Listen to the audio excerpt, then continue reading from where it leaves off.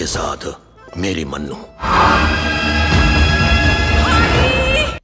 Assalamualaikum guys, oke kembali lagi bersama Draft Movie Review. Piye kabar Ire? Terima kasih buat para penonton setia Draft Movie dimanapun kalian berada. Semoga kalian semua selalu sehat ya. Kali ini Draft Movie sudah merangkum sebuah film yang berjudul Danki 2023. Bagaimana keseruan filmnya? Nggak perlu banyak basa-basi, ini dia alur ceritanya.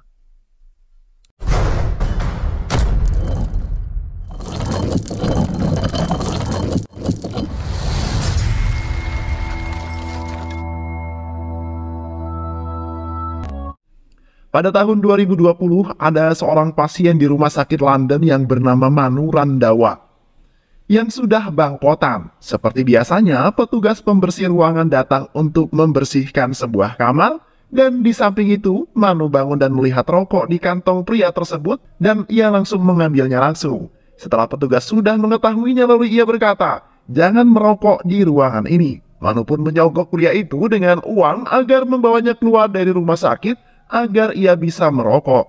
Petugas itu pun kemudian menengok ke kanan dan ke kiri untuk memastikan gak ada orang yang mengetahuinya. Lalu ia membawa Manu keluar dari rumah sakit tersebut. Manu pun mempunyai ide agar bisa kabur dan memerintah pria tersebut untuk melihat sekeliling apakah aman atau tidak. Di saat pria tersebut melihat sekeliling, kesempatan emas bagi Manu untuk kabur. Ketika pria itu membalikan badan, Manu pun sudah kabur melarikan diri. Di dalam perjalanan, Manu membawa kantong infus dan ia diliatin sama banyak orang-orang di sana tentunya. Manu berjalan untuk mencari seseorang pengacara imigrasi yang bernama Puru Patel. Lalu setelah ia sampai ke tempat pengacara imigrasi, lalu dia meminta bantuan untuk menghubungkan dirinya dengan mantan kekasihnya Hadrayal, atau bisa disebut Hardi, atau bisa disebut Sing Dilon. Di Laltu, Punjab, sedang mengadakan sebuah perlombaan lari yang dimana Hardi adalah salah satu peserta dalam perlombaan tersebut. Di dalam perlombaan itu tiba-tiba ada seorang yang menelpon salah seorang pria, lalu ia mengatakan bahwa saya adalah Manu dan saya ingin sekali mengobrol dengan Hardi, mantan kekasihku. Perlombaan pun dimulai. Hardi yang berada di barisan yang ke-6, Hardi pun berusaha berlari sekencang mungkin agar berada di paling depan. Di sisi itu, pria yang mendapat telepon dari Manu berusaha memanggil Hardi karena Manu telah menelponnya. Seketika Hardi yang sedang lari berhenti dan langsung menghampiri pria tersebut. Padahal sebentar lagi si Hardi ini mencapai finishnya. Ya, namanya juga cinta ya, apapun pekerjaan yang kita kerjain, demi cinta pasti kita tinggalin. Hardi yang sudah kolot seneng banget ketika menerima telepon Manu setelah 25 tahun lamanya. Dia meminta untuk menemui di Dubai sehingga dia bisa membawanya kembali ke India melalui rute Danki, karena ia tidak bisa mendapatkan telepon visa India. Setelah itu Manu menemui teman-temannya yang bernama Bugu dan Bali kalau dia ingin kembali ke India. Mereka pun mengikuti Manu dan menjual toko mereka karena mereka ingin kembali ke Laltu di India. Terus mereka berangkat bersama-sama ke bandara. Pada tahun 1995, Manu dan teman-temannya dulu tinggal di Laltu dan ingin bermigrasi ke London untuk kehidupan yang lebih baik. Karena miskin dan tidak berpendidikan, mereka pun pergi ke kantor imigrasi yang bernama England untuk mendapatkan visa. Sampainya di sana, ia berbincang-bincang dengan bapak itu dengan cukup lama. Akhirnya mereka tidak mendapatkan visa meskipun berbagai metode telah dicoba. Suatu hari, Hardi, seorang mantan perwira tentara, tiba di desa mereka dengan berpakaian rapi dan membawa oleh-oleh yang banyak banget. Lalu ia ditabrak oleh penumpang lainnya. Namun penumpang itu malah justru marah karena ia tidak merasa menyenggolnya. Tiba-tiba ia mendengar suara anak-anak yang sedang menyanyikan sebuah lagu kebangsaannya. Mungkin karena ia adalah mantan seorang tentara, jadi kalau mendengar lagu kebangsaannya, ia langsung mendengar dan menghargainya tentunya. Di sisi lain ada orang yang melihat oleh-oleh si Hardi. Mungkin dia tahu apabila Hardi ini adalah mantan tentara. Tapi bukan mantan pacar ya, tapi mantan tentara. Jadi kalau dengar lagu itu, dia langsung diam dan gak gerak karena menghormati lagu tersebut. Jadi kesempatan banget buat dia nyikat sampai habis itu makanannya dan dimasukkan kereta. Gak lama keretanya pun berangkat dan menyisakan mereka berdua saja.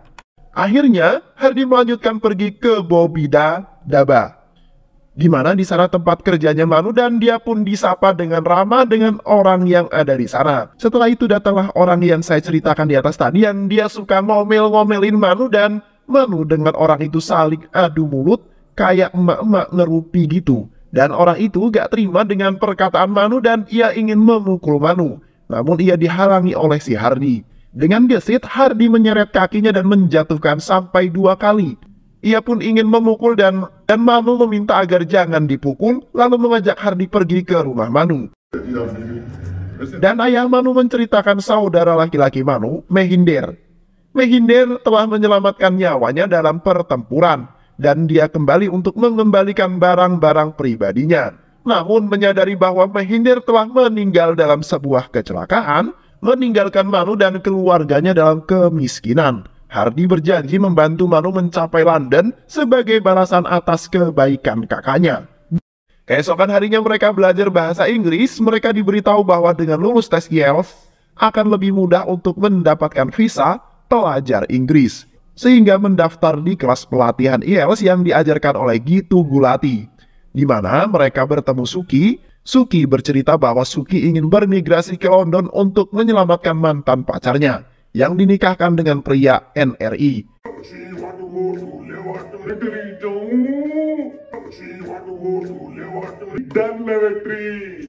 Di malam harinya mereka mengadakan pesta minum yang di sana ada Hardy dan teman-teman Suki pun ikut serta. Dan ia menceritakan mantan kekasihnya dengan perasaan yang sangat sedih. Ia ingin sekali ke London dan menyelamatkan mantan kekasihnya itu. Keesokan harinya mereka sekolah dengan agak sedikit mabuk dan Suki diperintah untuk berbicara bahasa Inggris. Tapi karena masih mabuk jadi agak melenceng. Pak Gitu Gulati mendekati meja mereka karena melihat Hardy tidur dan diperintahkan Hardy untuk bicara bahasa Inggris. Karena masih mabuk jadi agak ngawur ngomongnya. Di sana orang-orang pada tertawa maupun merasa kesal dan mengajak Hardy untuk keluar. Keesokan harinya saat di kelas, Suki memberitahu kepada Pak Gitu Gulati kalau ia sudah bisa bicara bahasa Inggris. Dan Pak Guru terheran siapa yang mengajarkannya. Ternyata Hardy lah yang mengajarkannya dan Pak Gitu Gulati mengucapkan terima kasih kepada Hardy. Dan akhirnya mereka pun lulus tes IELTS. Mereka melanjutkan mendaftar ke kantor migrasi untuk mendapatkan visa agar mereka bisa berangkat ke London. Dugu yang sedang memasuki ruangan ia sangat bertingkah aneh karena ia tak disuruh duduk. Ia maju mundur sampai menabrak dinding kaca. Manu, ia diajak ngobrol pakai bahasa Inggris, tapi dia ngejelasinnya sama menjawabnya campur bahasa antara Inggris sama India. Aneh tapi nyata. Dan orang yang mengetesnya agak kebingungan banget. Bani, pas ditanya dia jawabnya rocos terus pakai bahasa Inggris sampai dia nepak meja. Kembali ke Dugu, yang dia disuruh membaca tulisan tapi dia agak bisa baca, malah dia diajarin sama yang ngetes. Dan dia langsung disuruh keluar ruangan. Giliran Hardy yang dikasih waktu untuk ngomong bahasa Inggris. Pas dia dikasih waktu untuk ngomong, dia cuma mengulangi perkataan satu kalimat terus diulang-ulang dan dia sepertinya menghasut orang yang ngetes.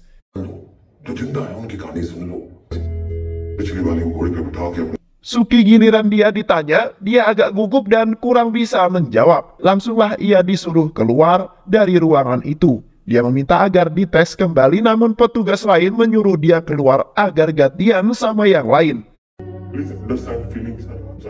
Keesokan harinya, papan pengumuman datang dan di sana sudah ramai orang-orang yang menunggu pengumuman tersebut.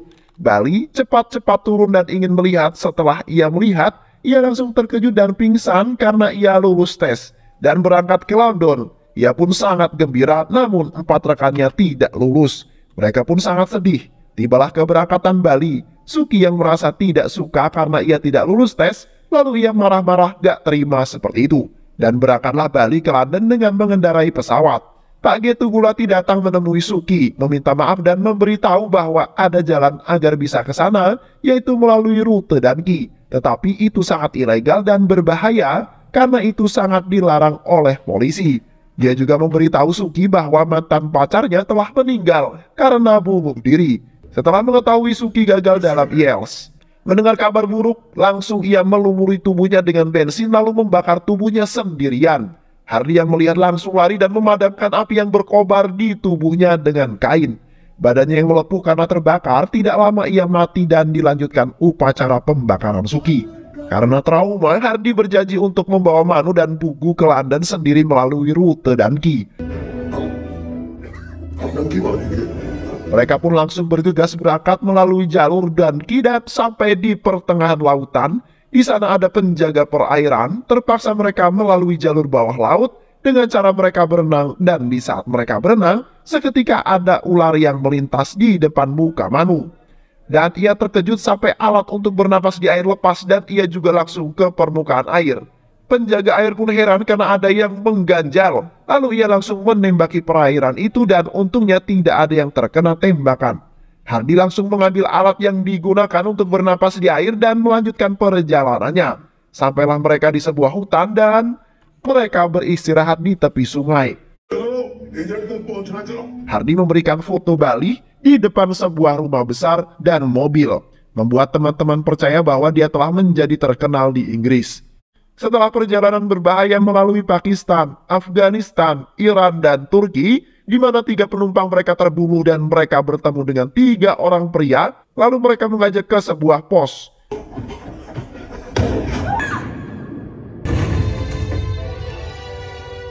Mereka tinggal lalu Manu disuruh bosnya untuk masuk ke sebuah tenda karena ingin diperkaos. Dan dia ditemani oleh Hardy, ia bermain cukup pintar. Akhirnya Hardy menyelamatkan Manu dari sebuah pelecehan seksual dan membunuh bos dan anak buahnya. Mereka membakar jasad 3 penumpang tadi dan meneruskan perjalanannya dengan menumpang kereta batu bara. Hardy berjanji akan membawa mereka sampai ke London, melewati jalan bersalju yang dingin, hutan, dan mereka menumpang di kapal pengangkut barang-barang. Akhirnya mereka mencapai London, lalu Dugu bertanya kepada seseorang karena tidak percaya, lalu ia kegirangan bahwa dia sudah berada di London, di mana mereka menemukan Bali bekerja sebagai patung hidup. Bali membawa mereka bersamanya ke tempat dia tinggal, di mana mereka menyadari bahwa foto yang dikirimkan adalah palsu dan dia sebenarnya hidup dari mulut ke mulut. Di Inggris dan berbagai rumah kecil bobrok dengan sejumlah imigran ilegal lainnya yang tidur di ranjang susun dan terus-menerus takut ketahuan oleh polisi dan otoritas imigrasi. Hardy sangat marah sekali setelah mengetahui ini semua. Dia melakukan seperti itu agar mereka bahagia dan senang. Namun harus bagaimana lagi yang saya lakukan sekarang? Bali berusaha mencari pekerjaan sedangkan Dugu ia menjual foto-foto dan Manu ia menjadi tukang bersih-bersih di mall. Pada suatu malam polisi mengendap-endap untuk mengecek lokasi yang mereka tempati. Beruntungnya Hardy masih belum tidur dan dengan diam-diam ia membangunkan teman-temannya untuk kabur dengan tidak bersuara. Akhirnya mereka berhasil meloloskan diri dari buronan polisi. Mereka bersembunyi di suatu pemakaman. Hardy dan Manu bertengkar. Ia sangat menyesal datang ke London dengan melalui jalur Danki. Mereka sudah susah payah melewati hal-hal yang mengerikan dan menewaskan 3 penumpang. Ia kira di sini akan hidup enak dan nyaman, ternyata malah hidup seperti gelandangan. Manu memujuk Hardy untuk berusaha agar kita bisa hidup apa yang kita impikan dahulu. Lalu mereka bertemu pengacara Puru Patel dan meminta pendapat bagaimana solusinya. Ia menyarankan Manu untuk melakukan pernikahan palsu sebagai cara mudah untuk mendapatkan kewarganegaraan Inggris. Manu setuju dan menikah dengan seorang pecandu narkoboy. Saat berada di gereja, Hardy sangat marah dengan upaya pecandu narkoboy tersebut untuk mencium Manu. Dan mereka terlibat dalam perkelahian sehingga mereka berdua ditangkap di pengadilan.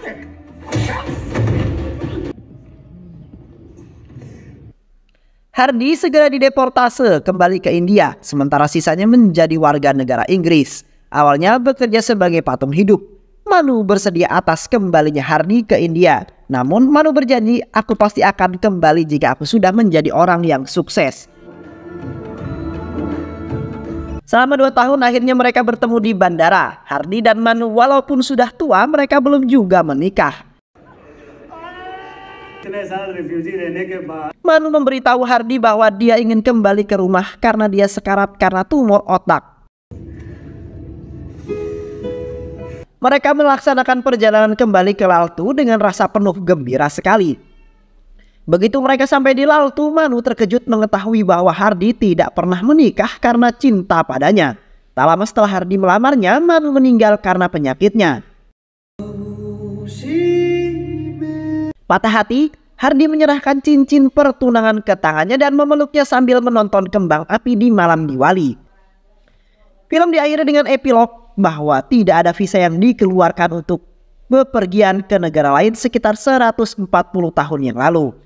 Janji itu adalah hutang, jikalau kita berjanji harus kita tepati dan jangan mengingkarinya.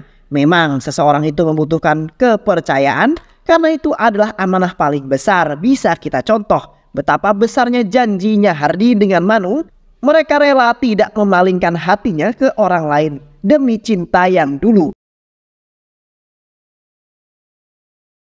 Terima kasih udah nonton video ini sampai akhir. Semoga kalian semua terhibur. Jangan lupa subscribe, like, comment, and share ya.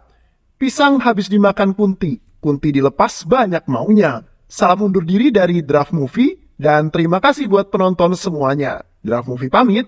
Sehat selalu. Wassalamualaikum warahmatullahi wabarakatuh.